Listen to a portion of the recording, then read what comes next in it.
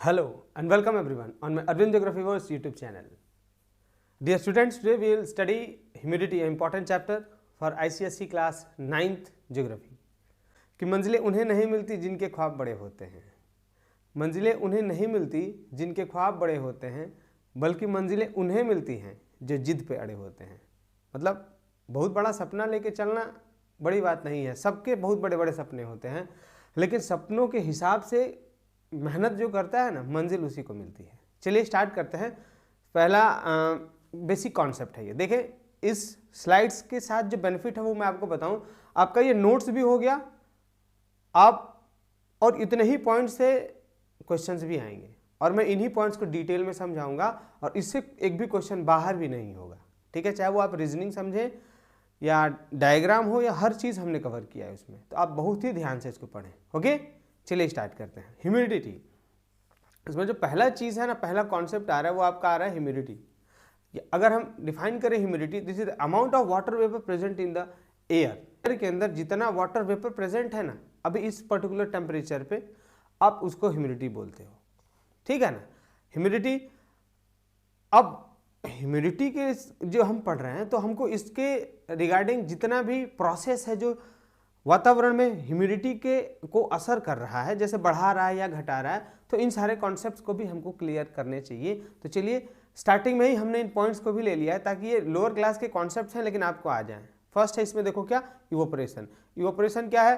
Process by which water vapours enters into the atmosphere. यानी अगर simple language में जाएं, the process of changing of water into vapour form is called evaporation. तो simple है, जब water convert हो रहा है वेपर फॉर्म में तो उसमें हीट एनर्जी इन्वॉल्व होता है। यानी वाटर को जब हीट एब्जॉर्ब करता है ना तो वो वेपर फॉर्म में जाता है।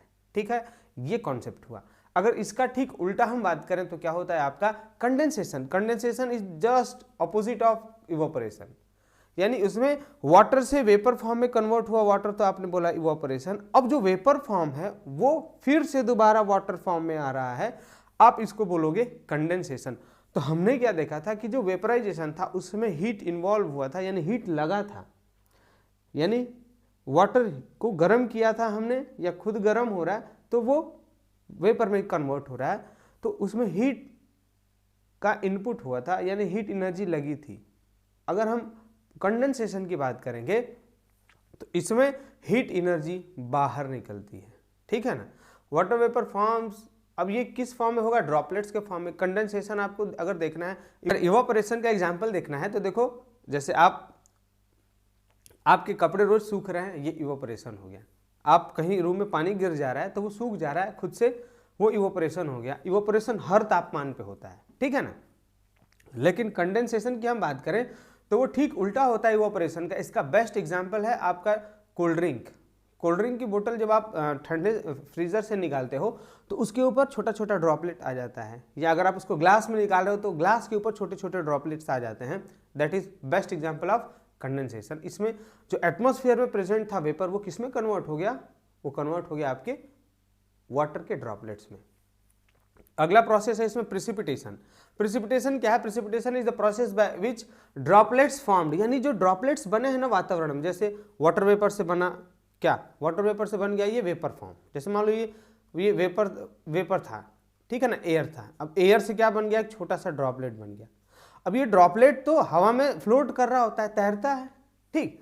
अब तैर रहा है, ठीक है, लेकिन जब उसका वजन ज़्यादा हो जाएगा ना, वो इतना ज़्यादा हो गया कि हवा उसको अपने साथ उड़ा नहीं सकती है। हवा की एक क्षमता है ना, एक पर्टिकुलर वेट तक ही वो पार्टिकल्स को अपने साथ कैरी कर सकती है। अगर उस वजन से ज़्यादा वजन हो गया इस ड्रॉपलेट का तो वो अब नीचे गिरेगा। तो कोई भी सब्सटेंस, यानी अगर हम बात करें ड्रॉपलेट्स जो ज़मीन के ऊपर गिर रहा है ना, चाहे वो किसी फॉर्म में हो, वो स्नो के फॉर्म में हो, वो हेल के फॉर्म में हो, वो वाटर के फॉर्म में हो, आप इसको क्या बोलते हो? प्रिसिपिटेशन। प्रिसिपिटेशन का मतलब होता है नीचे गिरना। कंडेंस्ड फॉर्म जो होता है ना वाटर का, वो नीचे गिरता है, आप उसको क्या बोलते हो? प्रिसिपिटेशन। ठीक है। एक अगला यहाँ पे इंपॉर्टेंट वर्ड और है लेटेंट। लेटेंट हीट का मतलब क्या होता है? देखो सिंपल लैंग्वेज में ले तो हीट और एनर्जी दैट इज एब्जॉर्ब्ड और release during the phase change. यानी जब एक स्टेट से दूसरा स्टेट में जब कन्वर्जन हो रहा है, फेज चेंज उसी को बोलते हैं, तो उसमें जो हीट एनर्जी या तो एब्जॉर्ब हुई है या तो जो रिलीज हुई है, ठीक है ना। मान लो अगर इवापोरेशन हुआ तो उसमें हीट एब्जॉर्ब करेंगे, कंडेंसेशन हुआ तो हीट बाहर निकलेगा, तो जो हीट एब्जॉर्ब या रिलीज होता है आप उसी को क्या बोलते हो, लेटेंट हीट बोलते हो, ठीक है। Generally 600 calorie of heat is required to change 1 gram of liquid water into its vapour state, clear. यानी 600 कैलोरी का यूज करके 1 ग्राम पानी भाप में बदल जाता है। तो अगर कंडेंस जब हो रहा है तो उतना ये निकलेगा भी, ओके। तो ये कुछ बेसिक कॉन्सेप्ट था जो लोअर क्लासेस में पढ़ाए जाते हैं, लेकिन बच्चों अगर आपका ये बेसिक कॉन्सेप्ट वहाँ क्लियर नहीं हुआ है ना, तो अगर आपको हम आगे इन वर्ड्स का यूज करेंगे तो समझ में नहीं आता है, इसलिए ये वर्ड्स को क्लियर करना जरूरी था, ठीक है। आगे बढ़ रहे हैं। Latent heat passes into vapour when liquid is heated. ये हमने आपको समझाया कि जब वेपर फॉर्म में जाएंगे ना तो उसमें जो लेटेंट हीट है वो क्या होगा, उसमें इंटर कर जाता है, लेकिन वही जब कंडेंसेशन होता है ना तो वो बाहर रिलीज हो जाता है, इसीलिए, ठीक है ना।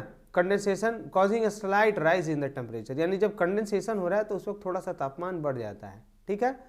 This is why one feels more heat in rainy season than clear skies, यानी अगर क्लियर स्काईज से जो रेनी सीजन है ना उसमें थोड़ी सी गर्माहट ज़्यादा होती है क्योंकि हीट रिलीज आउट हो गया है। Done. Now factor affecting the evaporation. देखें आप, इवोपरेशन मैंने बोला ये ऐसा प्रोसेस है जो हर तापमान पे होता है, याद रखना है। अब क्या फैक्टर्स जो है जो इवोपरेशन को अफेक्ट करते हैं, इसमें से फर्स्ट की हम बात करें तो फर्स्ट है ह्यूमिडिटी। ह्यूमिडिटी का मतलब इवोपरेशन तभी होगा जब वातावरण में वेपर का अमाउंट कम है। पहले से ही अगर मान लो अमाउंट भरा पड़ा है वाटर वेपर का, तो जिससे सपोज करो, चलो एग्जांपल के थ्रू समझा रहा हूँ मैं, सपोज करो ये एयर मॉलिक्यूल्स हो गए, ठीक, एयर के मॉलिक्यूल्स हो गए, अब इसमें ये वाटर वेपर के मॉलिक्यूल्स हैं, ठीक। अगर मान लो इसमें पहले से ही अगर ये वाटर मॉलिक्यूल्स भरे पड़े हैं तो जो नए वाटर मॉलिक्यूल्स आएंगे उनके लिए तो जगह ही नहीं मिलेगा। तो इसलिए इफ ह्यूमिडिटी अगर पहले से ही, यानी अभी वातावरण में ह्यूमिडिटी ज़्यादा है ना तो इवोपरेशन ज़्यादा नहीं होगा, ठीक है। और अगर ह्यूमिडिटी कम है तो इवोपरेशन ज़्यादा होगा। एसी ऐसे ही काम करता है, जब आपको उसको ठंडा लगाना होता है ना तो आपके रूम का जितना वाटर वेपर है उसको वो बाहर सक करके, खींच करके, कंडेंस करके बाहर पानी गिर रहा होता है, यानी आपके रूम से उसने वाटर वेपर निकाल दिया तो अब आपके शरीर से ज़्यादा इवोपरेशन होगा तो आपको बहुत ठंडा फील होता है। वही अगर ठंडी का समय है, इसमें एसी कैसे काम करेगा, वो वाटर वेपर भर देता है, इसलिए कार वगैरह देखिए उसके शीशे पे ना बहुत ज़्यादा वाटर वेपर लग जाता है। तो अगर वाटर वेपर भर दिया तो आपके शरीर से भी इवोपरेशन नहीं होगा। तो ये कॉन्सेप्ट हो गया। आगे देखते हैं। Second factor affecting evaporation is heat supply. अगला कौन सा है, हीट सप्लाई। अगर सपोज करो अगर कपड़ा है उसको सुखाना है तो अगर आपने उसको धूप में रख दिया तो जल्दी सूख जाएगा, धूप में नहीं रखें तो नहीं सूखेगा, क्यों, क्योंकि हीट सप्लाई ज़्यादा हो गई। थर्ड है आपका विंड। अगर विंड तेज चल रही हो, जैसे मान लो अगर विंटर सीजन अभी चल रहा है और अगर कपड़े हम साफ कर रहे हैं तो उसको सूखने में बहुत समय लग रहा है, लेकिन अगर उसको आप फैन के नीचे रख दो, ठीक है, फैन के नीचे रखेंगे तो बहुत तेज उस पर हवा लगेगा, तो जो वाटर के मॉलिक्यूल्स वेपर फॉर्म में बाहर निकलेंगे ना वो इस हवा से ना तुरंत कैरी आउट हो जाते हैं, इसलिए इवोपरेशन तेज होने लगता है जिससे कपड़ा जल्दी सूख जाता है। यानी विंड का स्पीड ज़्यादा तो इवोपरेशन भी ज़्यादा। कॉन्सेप्ट समझ में आ गया। ये 3 फैक्टर्स थे किसके, अफेक्टिंग द इवोपरेशन। अब हम चलेंगे सीधा, अगला टॉपिक है हमारा टाइप ऑफ ह्यूमिडिटी। हमने देखा था amount of water vapour present in the atmosphere is called humidity. अब हम बात करेंगे कि टाइप ऑफ ह्यूमिडिटी, कितनी प्रकार की ह्यूमिडिटी होती है, वो आपके सिलेबस में है। फर्स्ट है आपका एब्सोल्यूट ह्यूमिडिटी। एब्सोल्यूट का मतलब amount of water vapour held by the air at a fix temperature. ये खास दोनों वर्ड है, फिक्स टेम्परेचर एंड वॉल्यूम, यानी किसी भी फिक्स तापमान, और वॉल्यूम का मतलब फिक्स रूम या जो जगह जहां हम बात करें ना उस फिक्स वॉल्यूम पे। अब देखो फिक्स टेम्परेचर और फिक्स वॉल्यूम क्यों किया है, अगर आप टेम्परेचर को वैरी करेंगे तो तापमान बढ़ाएंगे तो इवोपरेशन बढ़ जाएगा, तापमान घटाएंगे तो इवोपरेशन घटेगा। वॉल्यूम अगर बढ़ा रहे हो तो उसमें वॉल्यूम में जो एयर आ रही है उसके अंदर वाटर वेपर ज़्यादा भी हो सकता है, कम भी हो सकता है, यानी ये दोनों फैक्टर वैरी अगर कर रहे हैं ना तो जो ह्यूमिडिटी है वो भी वैरी करेगी। इसलिए इन दोनों को फिक्स करके ही आप एब्सोल्यूट ह्यूमिडिटी की बात करते हो। यानी अगर टेम्परेचर फिक्स हो गया और वॉल्यूम फिक्स हो गया तो अब आपकी जो एयर है ना उसमें जितना वाटर वेपर प्रेजेंट है आप उसको एब्सोल्यूट ह्यूमिडिटी बोलते हो, ठीक है। अब इसको मेजर कैसे करते हैं, किस में करते हैं, ये है इट इज मेजर्ड इन ग्राम पर क्यूबिक सेंटीमीटर, ठीक है ना। कहाँ मेजर करेंगे आप इसको, ग्राम पर क्यूबिक सेंटीमीटर, ये यूनिट भी आप याद रख लेना इसका, ठीक है। आगे बढ़ रहे हैं अब। It changes with the change in the height. खास बात है कि ह्यूमिडिटी जितना आप ऊपर जाओगे, देखो ह्यूमिडिटी तो फिक्स नहीं है, वहाँ ज़्यादा हो सकती है, कम हो सकती है ह्यूमिडिटी। इसलिए इस एब्सोल्यूट ह्यूमिडिटी का ये चूंकि बदलती है हाइट के हिसाब से, जगह के हिसाब से, इसलिए हम इसको जो वेदर के कैलकुलेशंस है ना उसमें इसका इस्तेमाल नहीं करते हैं हम, ठीक है ना, क्योंकि वेरी करता है, इसलिए हम इसको वेदर कैलकुलेशंस में इस्तेमाल नहीं करते हैं। मौसम विभाग इसका बहुत ज़्यादा इस्तेमाल नहीं करता है। आई होप आपको ये समझ में आ गया, ठीक है। नेक्स्ट, रिलेटिव ह्यूमिडिटी क्या है, यही खास है और आपको समझना है। यानी रेशियो बिटवीन, थोड़ा डिफिनीशन देख लेते हैं इसका। It is defined as the ratio between the actual humidity of a given mass of air, यानी अभी जो हवा में जितनी ह्यूमिडिटी है ना, आप उसको एक्चुअल ह्यूमिडिटी या एब्सोल्यूट ह्यूमिडिटी बोल रहे हो, उसको आप किससे डिवाइड कर रहे हैं। रेशियो का मतलब होता है डिवाइड, ठीक ना। ये किसके लैंग्वेज में है, ये आपका है मैथ्स के लैंग्वेज में। रेशियो का मतलब आप डिवाइड कर रहे हैं एब्सोल्यूट ह्यूमिडिटी, यानी अभी जो ह्यूमिडिटी हवा में है उसको किससे डिवाइड कर रहे हैं, to the maximum amount of water vapour that it can hold. कितना मैक्सिमम वाटर वेपर ये होल्ड कर सकता है, उससे अगर आप डिवाइड कर रहे हो ना, तो मल्टीप्लाई करके इसको, मतलब परसेंटेज में निकालेंगे तो 100 का मल्टीप्लाई कर देंगे। इसी को आप क्या बोलते हो, रिलेटिव ह्यूमिडिटी। क्लियर, समझ में आएगा। एक छोटा सा एग्जाम्पल है, नीचे देख लो। बोल रहा है कि एयर एट 28 डिग्री सेल्सियस, यानी इसका टेम्परेचर फिक्स किया है, बोला 28 डिग्री सेल्सियस पे इट कैन होल्ड 25 ग्राम पर क्यूबिक सेंटीमीटर, इतना ये एयर होल्ड कर सकता है नॉर्मल। तो ये क्या हो गया आपका, एब्सोल्यूट ह्यूमिडिटी हो गया। Done. And its capacity to hold water vapour, यानी इसका जो मैक्सिमम कैपेसिटी है वो वाटर वेपर होल्ड करने का कितना है, 50 है। तो आप बताएं इसका रिलेटिव ह्यूमिडिटी क्या है।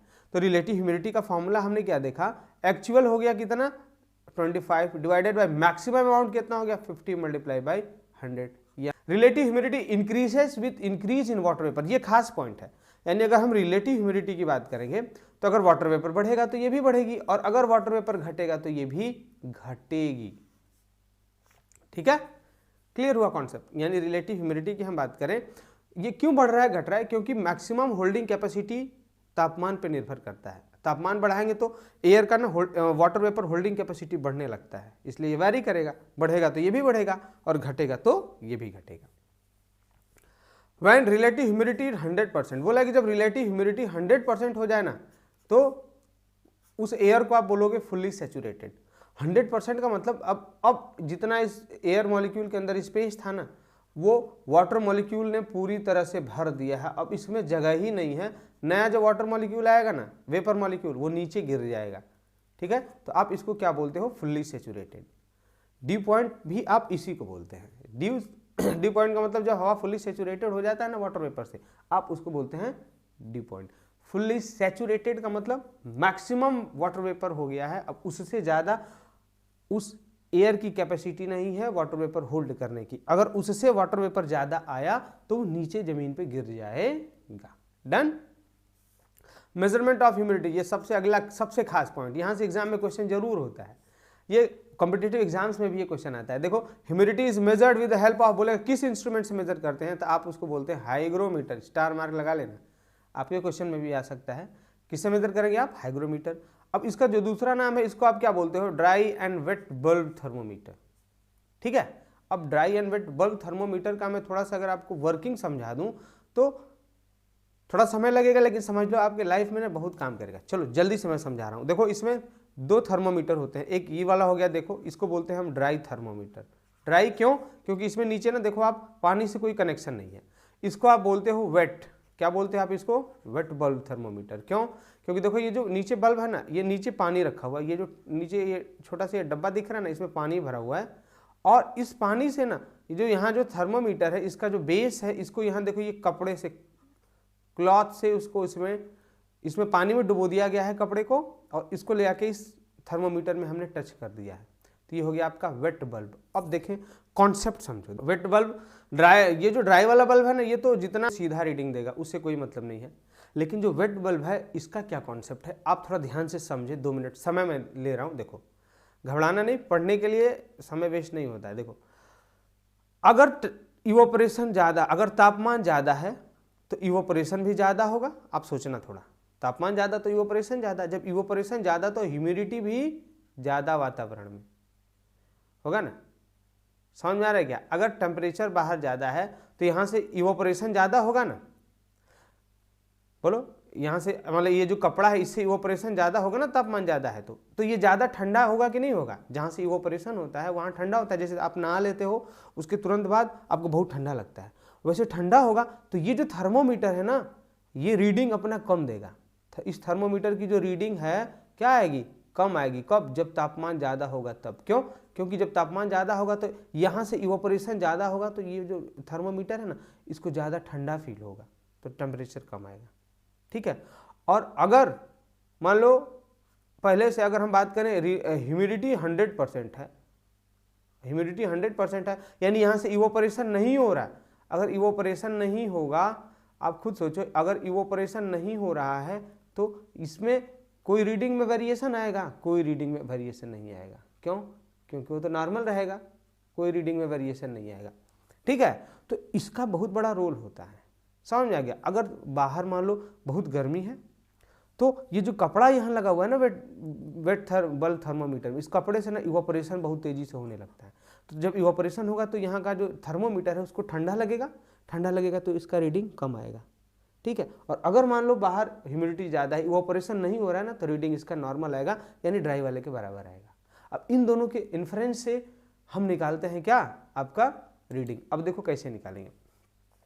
Difference between dry and wet bulb thermometer indicates relative humidity, यानी अब जो ड्राई और वेट बल्ब थर्मोमीटर का रीडिंग आएगा ना, कुछ इसका जो स्केल ये स्केल है ना, इस पर रीडिंग आएगा ना, कुछ आएगा। यहाँ मान लो आ सकता है 200, 250, 100, कुछ भी ये जो रीडिंग आएगा ना, इन दोनों को आप घटाएंगे, माइनस करेंगे, यही आपको क्या बताएगा?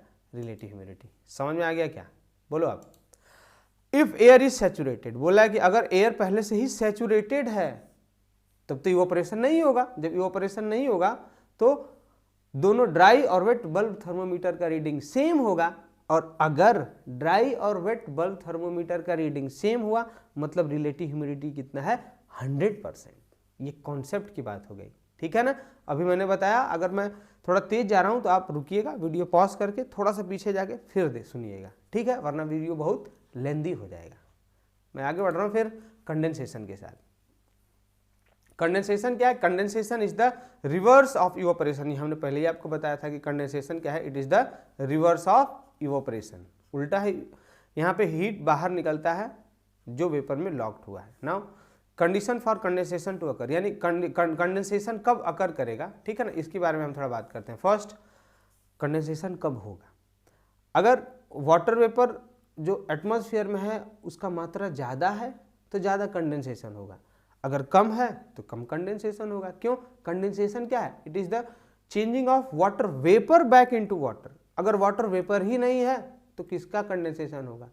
ठीक है, समझ में आया बात?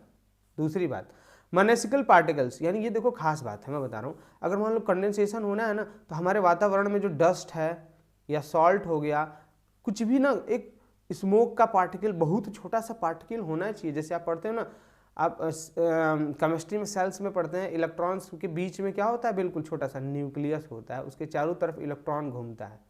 न्यूक्लियस पढ़ता है ना बैठ के, न्यूक्लियॉन्स बोलते हैं। तो पढ़ने वाले बच्चे हैं प्रोटॉन्स और न्यूट्रॉन्स, ये लड़ाई नहीं करते हैं, इसलिए ये न्यूक्लियस में होते हैं। ठीक है ना, ये न्यूक्लियर रिएक्शन में भाग लेते हैं। लेकिन जो नालायक इलेक्ट्रॉन है ना, ये हमेशा बाहर घूम घूम के लड़ाई कर रहा होता है, इसलिए केमिकल रिएक्शन में यही भाग लेता है। जब प्रोटॉन और न्यूट्रॉन रिएक्शन में लेता है ना भाग, बहुत खतरनाक रिएक्शन होता है। ठीक है ना, आगे देखो। तो यहाँ जो न्यूक्लियस होता है, इसके चारों तरफ इलेक्ट्रॉन घूम रहा है ना, वैसे ही यहाँ पहले कुछ न्यूक्लियस चाहिए छोटा सा। अब ये न्यूक्लियस क्यों चाहिए होता है? वाटर वेपर ऐसे ही थोड़ी कंडेंस हो जाएगा, कुछ ठंडा ऑब्जेक्ट होता है ना, तो उस पर चिपक के कंडेंस होने लगता है। ठीक है, जैसे मान लो अगर मैं एग्जाम्पल ले लूँ, तो ये बोतल हो गया, बोतल का कैप हो छोटा सा। ठीक, अगर ये कैप है, ये छोटा सा न्यूक्लियाई हो गया, मान लो ये डस्ट पार्टिकल है। ठीक, अब जब वातावरण बहुत ठंडा होगा तो ये कैप भी ठंडा हो गया। जब ये कैप ठंडा हो जाएगा तो अब वातावरण में जो भाप प्रेजेंट है ना, वो इस पे चिपकना स्टार्ट हो जाएगा। तो ये न्यूक्लियाई की तरह काम करता है, इसलिए चिपकना स्टार्ट हो जाता है। अगर ये नहीं होगा ना, तो वाटर वेपर कहाँ चिपकेगा? किस पे? कंडेंस होगा। इसलिए कंडेंसेशन के लिए न्यूक्लियाई पार्टिकल की जरूरत पड़ती है। क्लियर? समझ में आया क्या बालक? नहीं समझ में आया? समझ में आ जाना चाहिए, थोड़ा एक बार ध्यान से सुनो तब तो। ठीक है ना, देखो आगे बढ़ रहे हैं। Temperature must be below due point, यानी तापमान कहाँ होना चाहिए? ड्यू पॉइंट से कम, यानी अगर तापमान कम होगा तभी तो कंडेंसेशन होगा। अगर आप रेफ्रिजरेटर से निकालते हो कोल्ड ड्रिंक तो बहुत ठंडा होता है, जब आप उसको ग्लास में डालते हो तो पूरा ग्लास ही, जो ग्लास है ना इसका तापमान गिर जाता है, इसलिए इसके ऊपर ड्रॉपलेट्स आ जाते हैं। ठीक है, नहीं तो नॉर्मल जो ग्लास है, गर्म ग्लास है, उसमें गर्म चीज़ डालो तो थोड़ी कंडेंसेशन होगा। ठीक है ना। नाउ फॉर्म्स ऑफ कंडेंसेशन, पहला है clouds. Clouds are formed when water vapour condense on nuclei and remains suspended. अब देखो न्यूक्लियाई पे वाटर वेपर कंडेंस हो गया, लेकिन यहाँ एक इंपॉर्टेंट वर्ड है ना, इट रिमेन्स सस्पेंडेड। सस्पेंडेड का मतलब क्लाउड्स हम देखते हैं नॉर्मली तो कुछ इस फॉर्म में होते हैं ना, अब ये क्या होता है ना, छोटा छोटा जो कंडेंस्ड न्यूक्लियाई होता है वो क्लाउड काफ़ी ऊपर होते हैं, तो छोटे छोटे जो पार्टिकल्स हैं ना हवा में फ्लोट कर रहे होते हैं, तो वो क्लाउड की तरह दिखते हैं। ठीक है ना। अगर आप मान लो कहीं हिल स्टेशन पे जाओगे तो वहाँ पे देखोगे ना कि क्लाउड वाटर वेपर आ रहा है बहुत तेज़ी से, आपको क्रॉस करके पीछे निकल जाएगा, तो वो वेपर ही होता है जो दूर से क्लाउड के फॉर्म में दिखता है। ठीक है। नाउ टाइप्स ऑफ क्लाउड्स, ये बहुत ही इंपॉर्टेंट पॉइंट है, यहाँ से बार बार क्वेश्चन आता है। देखो मैं बता रहा हूँ बच्चों, कॉम्पिटिटिव एग्जाम्स में अभी से तैयारी करना चाहिए। आप 9th का सिलेबस 10th का सिलेबस जरूर पढ़ें और मन से पढ़ें, ताकि आने वाले कॉम्पिटिटिव एग्जाम्स में यही सारे क्वेश्चन होते हैं जो आप फिर पढ़ोगे, अगर अभी नहीं ना तो फिर बाद में कोचिंग करके पढ़ना पड़ता है, तो अभी मन से पढ़ लेते हैं ना, यही सब प्रश्न आते हैं। मैंने बोला तो बस बोला, मिला लेना आप किसी परीक्षा को उठा के। देखो फर्स्ट अगर हम बात करें उनके शेप के बेसिस पे, किसके बेसिस पे, शेप एंड देयर फॉर्मेशन, वो कैसे बन रहे हैं, हम इनको बेसिकली कुछ क्लाउड्स को यही देखो 4 पार्ट्स में हम क्लासीफाई करते हैं। ठीक है ना। पहला हो गया आपका सीरस, देखो स्ट्रक्चर देख लो आप, सीरस ये हो गया आपका सीरस। ठीक है। दूसरा हो गया आपका क्यूमुलस, ये हो गया आपका क्यूमुलस।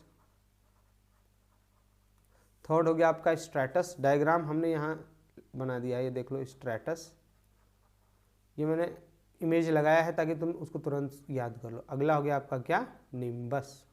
डन। अब स्ट्रक्चर अगर आप देख लोगे तो पहले आपको ऐसे ही याद हो जाएगा। देखो फर्स्ट की बात करें, serous clouds are fleecy like वूल, और ये बहुत हाइट पे बनते हैं, और देखो ये एकदम फ्लीसी वूल की तरह बना है ना, कितना सुंदर लग रहा है देखने में। अगला हम बात करें क्यूमुलस, ये देखें ये कॉलीफ्लावर की तरह, गोभी की तरह बनता है, देखो ये लग रहा है ना, सफ़ेद सफ़ेद टुकड़ा है। ठीक है, this are cauliflower in shape, बस इतना आप याद रखेंगे, क्लास 9th के स्टैंडर्ड तक चल जाएगा काम। स्टेटस की हम बात करें, स्टेटस में दे क्लाउड्स हैव लेयर्ड स्ट्रक्चर, देखो इसमें बहुत सारे ये लेयर दिख रहा है ना, लेयर्स, ये लेयर्ड स्ट्रक्चर बनते हैं। ठीक है, तो आप क्लाउड्स को देखते ही पहचान लेंगे। देखो ये बिल्कुल फ्लीसी लाइक वूल है स्ट्रक्चर, बिल्कुल कोमल है, ये कॉलीफ्लावर की तरह है, ये लेयर्ड स्ट्रक्चर है, और ये खतरनाक वाला निम्बस क्लाउड है। निम्बस का मतलब ही होता है रेन। ये देखो तीनों क्लाउड्स के ऊपर जितने हमने क्लाउड्स पढ़े ना, तीनों के कॉम्बिनेशन से बनता है, और ये बिल्कुल थिक होता है, और इसकी वजह से बहुत, ये देखते हैं ना, बहुत काला रंग का बादल जो बहुत डरावना टाइप का होता है। ठीक है ना, बारिश भी ये कॉज करता है। तो यही हो गया आपका कौन सा, निम्बस। हमने यहाँ लिख दिया है इट कॉजेस रेन। देखो बच्चों, हमने जो इसमें नोट्स लिखा है ना, ये खुद से लिखा है, और बहुत सारे बुक्स को हमने पढ़ने के बाद ये नोट्स बनाया है ताकि आपको आसानी से समझ में आ जाए, पहला कंडीशन। दूसरा, कुछ छूटे नहीं। ठीक है, तो आपको ये पढ़ना मन से आपकी जिम्मेदारी बनती है। तो हमने पहला देखा फॉर्म ऑफ कंडेंसेशन में, यानी पानी जो कंडेंस होता है उसका पहला फॉर्म था क्लाउड। दूसरा देख लेते हैं ड्यू। देखो ड्यू होता है ना, सुबह सुबह ओस पड़ता है, ये देख लो डायग्राम देख लो आप, ड्यू ये हो गया, पत्तियों पे छोटा छोटा ओस पड़ जाता है। अब वो देखो, it is found on the cold surface due to condensation at night. अब रात को कंडेंसेशन क्यों होता है, रात में अगर तापमान नीचे गिर जाए तो प्लांट के अंदर इवोपरेशन भी नहीं होगा, और हर चीज़ पत्ती वगैरह ना ठंडी हो जाती है, ठंडी हो जाएगी तो उस पर कंडेंस हो जाता है वाटर वेपर, तो ये क्या बना लेता है आपका ड्यू। क्लियर। बायो में पढ़ेंगे तो वहाँ हाइड्रोथोट्स पढ़ाएंगे आपको, तो वो अलग चीज़ है, बायो की चीज़ है, यहाँ नहीं पढ़ाएंगे। चलिए अगला है फ्रॉस्ट। फ्रॉस्ट का मतलब क्या होता है, देखो ये देखो Frost, when condensation occurs at 0 meter on the ground level, water vapor freeze into minute crystal of ice। ये इंपॉर्टेंट वर्ड है, लाइक ग्रास एंड लीव्स। यानी देखो ये ऑब्जेक्ट देखो, ये ग्रास है ना, इस पे छोटा छोटा देखो बर्फ जम गया है, पानी ये जमा हुआ जो बर्फ है ना, आप इसी को क्या बोलते हैं, फ्रॉस्ट बोलेंगे। क्लियर। डायग्राम मैंने ला दिया ताकि कोई कंफ्यूजन नहीं होना चाहिए। ये छोटा छोटा जो वाटर ड्रॉपलेट्स है ना, वो जम चुका है, फ्रीज हो चुका है, आप उसको फ्रॉस्ट बोलेंगे। अगला है आपका कौन सा टॉपिक, फॉग। फॉग तो अभी देखो फॉग चल रहा है ना, घना कोहरा चल रहा है जिसकी वजह से लड़ जा रहे हैं। देखो ये वाला है आपका फॉग, कुछ इसमें दिखाई दे ही नहीं रहा है दूर तक, ये फॉग हो गया। ये देखो फॉग जमीन के ऊपर बनता है, यानी जो कोहरा छाता है ना, तो जमीन के ऊपर, तो आपको कुछ दिखाई नहीं देता, इसमें विजिबिलिटी कम होती है। Here visibility is very low. Difference करना होगा फॉग मिस्ट में तो ये होगा, जमीन के ऊपर बनता है ये, जमीन के तुरंत ऊपर हमारी विजिबिलिटी कम हो जाती है, दूर तक दिखाई नहीं देता है, ठीक है। लेकिन वही अगर हम मिस्ट की बात करें तो मिस्ट में ये वाला डायग्राम देखो, देखो इसमें ना काफ़ी दूर तक दिखाई दे रहा है, क्योंकि जो इसमें जो ये फॉग है ना, डेंस फॉग, ये ऊपर बनता है। कहाँ बनेगा? ऊपर बनेगा। बनेगा तो घना कोहरा ही होगा, लेकिन ऊपर बनता है, इसलिए हमारी विजिबिलिटी ज़्यादा होती है। यहाँ पे विजिबिलिटी क्या है? ज़्यादा है। और ये कहाँ बनता है? ये हाइट पे बनता है, ऊंचाई पे बनता है। अंतर समझ में आ गया? फॉग जमीन के सरफेस पे बनेगा, इसलिए विजिबिलिटी कम होती है। मिस्ट थोड़ा सा ऊंचाई पे बनता है, इसलिए विजिबिलिटी ज़्यादा होती है। आई होप समझ में आ गया आपको फॉग, मिस्ट, फ्रॉस्ट और ड्यू। ठीक है, आगे बढ़ रहे हैं बच्चों। आगे देखो प्रेसिपिटेशन। कंडेंसेशन हमने पढ़ लिया, अब पढ़िए यहाँ पे क्या? प्रेसिपिटेशन। इसको हमने पहले ही डिफाइन कर दिया है कि वाटर जब कंडेंस हो जाता है, कंडेंस होने के बाद नीचे गिरने लगता है ना, किसी फॉर्म में गिरे, चाहे वो पानी के फॉर्म में गिरे, बर्फ के फॉर्म में गिरे, स्नो, हेल, कुछ भी गिरे, आप उसको प्रेसिपिटेशन बोलते हो। ठीक है ना। अब ये कब गिरेगा? जब उसका पार्ट साइज जो पार्टिकल का काफ़ी बड़ा हो जाए कि उसको हवा अपने साथ कैरी नहीं कर पा रहा है, तब ये गिरेगा। जैसे वाटर वेपर कंडेंस हुआ, अगर बिल्कुल छोटा होता है ना, तो हमने अभी क्या देखा था क्लाउड्स में, कि वो हवा बिल्कुल हल्का रहेगा तो हवा के साथ उड़ रहा होता है, तो वो क्लाउड्स बना लेता है। लेकिन अगर उसका साइज और बढ़ गया तो अब भारी हो जाएगा ना, वो भारी हो जाएगा तो नीचे गिरने लगेगा वो, क्योंकि हवा के पास उतनी कैपेसिटी नहीं है कि उसको अपने साथ उड़ा के लेके जाए, तो नीचे गिरने लगेगा। आप इसको क्या बोलोगे? प्रेसिपिटेशन। गिरने को बोलते हैं प्रेसिपिटेशन। ये प्रेसिपिटेट शब्द से लिया गया है। केमिस्ट्री में जाना ना, प्रेसिपिटेट बनता है तो क्या होता है? नीचे बैठ जाता है वो। ठीक है, उसी से। पहला देखो इसमें कौन सा है? First, rain. It is the most common type of precipitation, सबसे कॉमन है। ठीक है ना। अगर काफी दिन तक बारिश हो, 5-6 दिन, 7 दिन, 8 दिन, 10 दिन, 15 दिन तक, तो आप उसको झींसी बोलते हैं। Less intensity rainfall for many days is called ड्रिजिल। ड्रिजिल को क्या बोलेंगे आप? हिंदी में इसको झींसी बोलते हैं ना, ड्रिजिल। काफ़ी दिन तक बारिश होती है, थोड़ी थोड़ी थोड़ी थोड़ी, छोटा छोटा ड्रॉपलेट्स, उसे क्या बोलोगे? Drizzle. Next, snow. When droplets rise to a very height due to less temperature freeze. अब देखो स्नो कब बनता है? जब वाटर ड्रॉपलेट्स, समझें आप, वेपर था, जब वेपर ऊपर जाता है तो तापमान ऊपर घटेगा, तो वो किस में कन्वर्ट होने लगता है? वाटर ड्रॉपलेट्स में। वाटर वेपर किस में कन्वर्ट हो गया? वाटर ड्रॉपलेट्स में। अगर वो और ऊपर चला गया ना, तो और ऊपर जाएंगे तो टेम्परेचर और घटेगा, तो अब वो किस में बदल जाता है? छोटे छोटे आइस पार्टिकल्स में बदल जाएगा। ठीक है ना। वो किस में बदल जाएगा? फ्रीज हो जाएगा। और फ्रीज होकर ना बिल्कुल छोटा सा कॉटन की तरह, रुई की तरह नीचे गिर रहा होता है। आप उसको क्या बोलते हो? स्नो बोलते हो। उससे आपको चोट नहीं लगती है। देखो ये वाला डायग्राम देखो, ये वाला, या मैं थोड़ा इससे किनारे हो जा रहा हूँ, ये हो गया आपका स्नो। डन, समझ में आ गया। और हेल क्या है? ओले पर गिरते हैं ना, जब मान लो बहुत तेजी से, अगर हवा बहुत तेज से चल रहा हो और बहुत तेज से वर्टिकल करंट बना और हवा बहुत तेजी से ऊपर चला गया, तो अगर काफ़ी ऊपर हवा चला जाएगा तो टेम्परेचर काफ़ी गिर जाता है। नॉर्मल लैप्स रेट क्या बोलता है?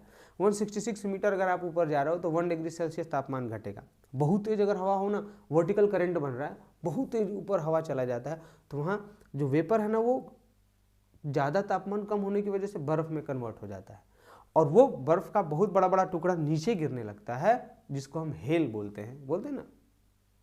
समझ में आ गया? Vertical current pushes it up and form a solid ice which is called hello. ये फसल को सबसे ज़्यादा नुकसान करता है। क्यों?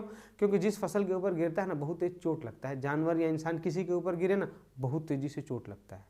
ठीक है, तो ये हेल है। ये हो गए आपके basically 3 forms of precipitation. I hope आपको ये समझ में आ गया। ठीक है ना, बोलो समझ में आया ना। मैं आगे बढ़ रहा हूँ रेनफॉल के साथ। ठीक है ना, जल्दी से वीडियो खत्म करेंगे, कम समय में आपको पूरा समझा देंगे। एक बार में नहीं आएगा, एक बार और देख लेना, पूरा क्लियर हो जाएगा। ठीक है, पढ़ना जरूरी है।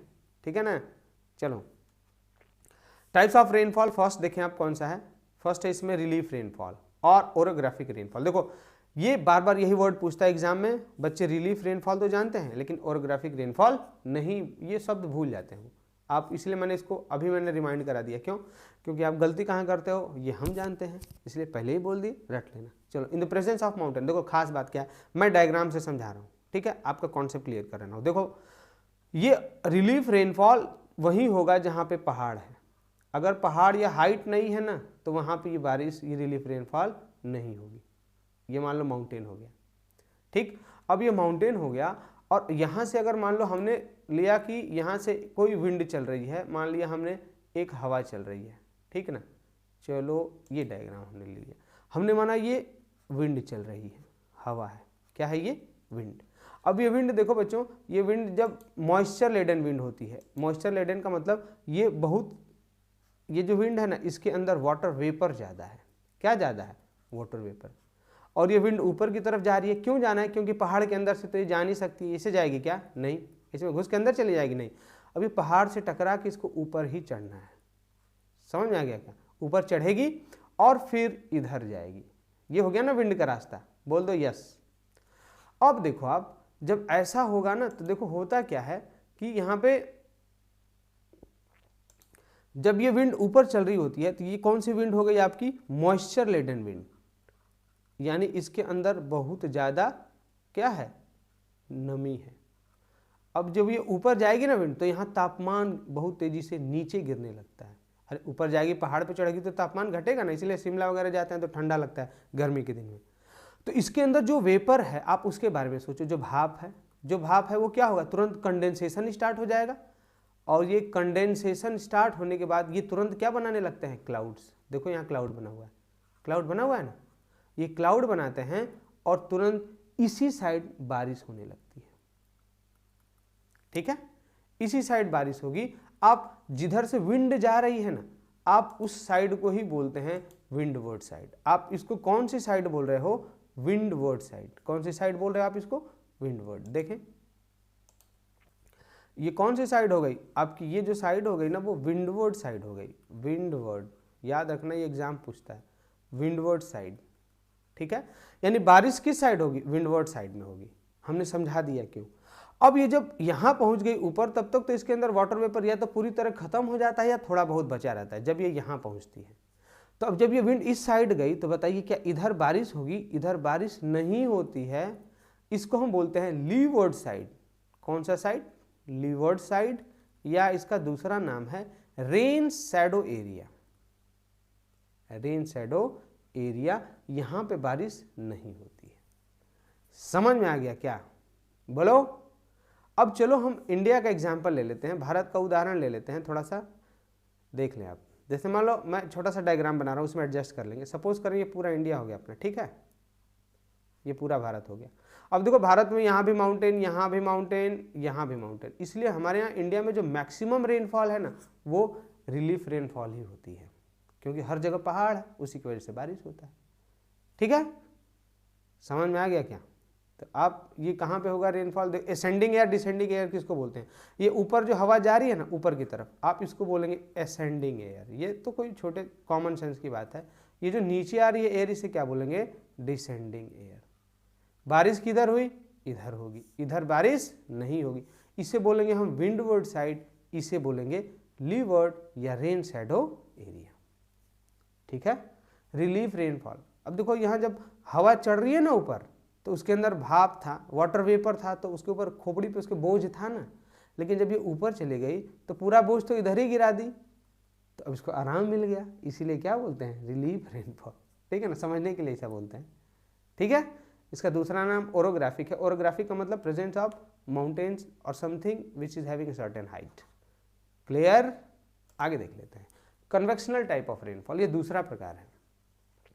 कन्वेक्शनल में क्या होता है भैया? देखो जैसे कन्वेक्शनल करेंट्स बेसिकली ये इक्वेटोरियल रीजन में अकर करता है। किस रीजन में? इक्वेटोरियल। अब मैं उसका कॉन्सेप्ट सिखा दे रहा हूँ। इक्वेटोरियल का मतलब इक्वेटर के अगल बगल है। कहाँ है? इक्वेटर के अगल बगल है। अब देखो इक्वेटर के अगल बगल हो गया ना, ये यहाँ तो सनलाइट सीधा गिरता है, तो यहाँ हीटिंग बहुत ज़्यादा होगा, यानी यहाँ पे इवोपरेशन बहुत तगड़ा होता है। चलो यहाँ ज़मीन है, ये क्या है? यहाँ की ये ज़मीन है, ठीक है ना। अब हमने ये यहाँ घास फूस है सब, ठीक ना, ग्रासेस हैं, ये ज़मीन हो गया, मैंने लिख दिया ये लैंड। ठीक, अब जब तगड़ा धूप होता है यहाँ पे तो इवोपरेशन बहुत तेज होगा कि नहीं होगा? होगा तेज। तो यहाँ ये लो बहुत तेज़ी से इवोपरेशन हो रहा है, बहुत खतरनाक, क्योंकि बहुत सुबह में ही धूप हो जाती है यहाँ पे, ठीक है ना, बहुत तेज़ी से इवोपरेशन हो रहा है।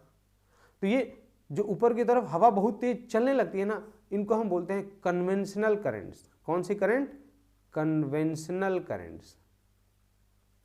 अब ये करंट्स बन गई, यानी बहुत तेज से हवा ऊपर जा रही है।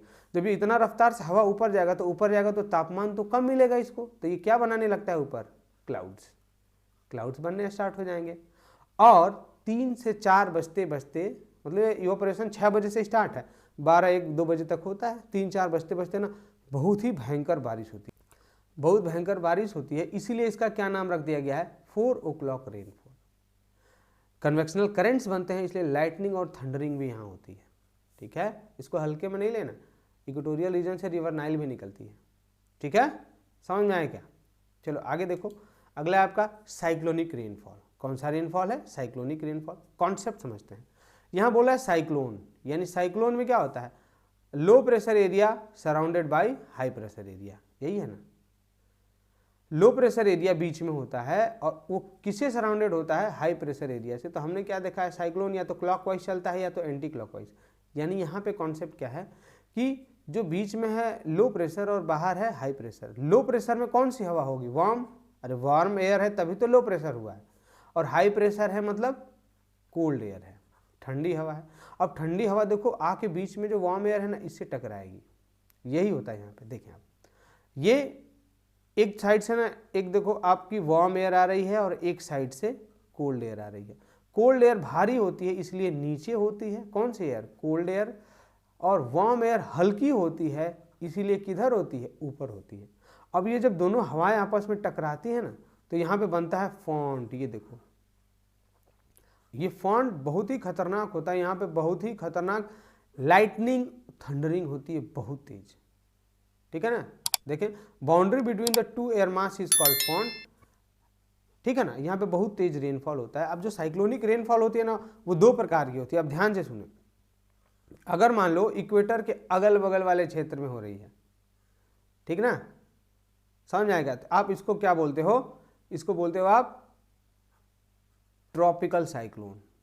तो ट्रॉपिकल साइक्लोन होगा ना तो बहुत तेज आता है, क्योंकि वहाँ जो प्रेशर डिफरेंस होता है, ज़्यादा तगड़ा धूप है तो ज़्यादा कम दबाव बनता है, तो प्रेशर डिफरेंस ज़्यादा होता है तो बहुत तेज़ी से वो नुकसान ज़्यादा करती है। कम समय के लिए आएगी, कम एरिया को प्रभावित करेगी, लेकिन नुकसान बहुत ज़्यादा करती है। वही अगर हम बात करें और नीचे आ गए जहाँ पे हम, यहाँ पे तो ये हो गया अपना टेम्परेट रीजन। ठीक है ना, मान लो कि 23.5 के नीचे। ठीक है, तो यहाँ पे इंटेंसिटी कम होती है, काफ़ी दिन तक की तूफान रुक जाता है, लेकिन उतना ज़्यादा नुकसान नहीं करता है। हम लोग जैसे यहाँ पे क्या बोलते हैं कि अभी यूपी वगैरह में देखेंगे ना, तो ज़्यादातर यही वाला तूफान आता है जो 10-12 दिन, 10 दिन, 4 दिन, 5 दिन तक रुकता है, लेकिन थोड़ा थोड़ा बारिश हो रहा होता है। ठीक है, तो ये टाइप्स ऑफ साइक्लोन में हम डिस्कस कर लेंगे, जो अभी पढ़ा रहे हैं ट्रॉपिकल और टेम्परेट साइक्लोन। अभी हमने जो टाइप ऑफ रेनफॉल बताया वो आपका कॉन्सेप्ट क्लियर हो जाना चाहिए। ठीक है, तो यही था बच्चों ये कॉन्सेप्ट। आई होप आप लोगों ने इसको एंजॉय किया। अगर आप प्लीज़ न्यू व्यूअर हैं तो चैनल को सब्सक्राइब करें, बाकी लोग शेयर, लाइक और कमेंट जरूर करें। Thank you, have a great day, जय हिंद।